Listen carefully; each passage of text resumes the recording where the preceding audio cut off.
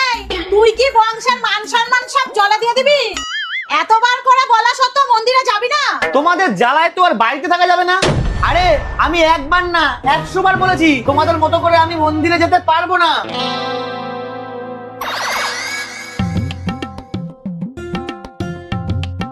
আরে বাবা তুই কেন বুঝিস না? তুই যদি মন্দিরে না যাস তাহলে এরপরে ভাড়ায় টান পড়বে। গরুক ভাড়ায় টান, তোমাদের এই ব্যবসা আমার ভালো লাগে না, আমি করব না। উফ, এই ছেলেটাকে আমি কি করে বুঝাই?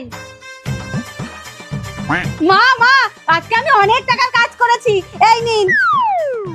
বাহ বৌমা, আমি খুব খুশি হয়েছি। যাও রান্নাঘরে ভাত রাখা আছে, খেয়ে নাও। আচ্ছা। দেখ দেখে কিছু শেখ। বউটা সারাদিন খাটাখাটনি করে কতগুলো টাকা আমার হাতে তুলে দিল।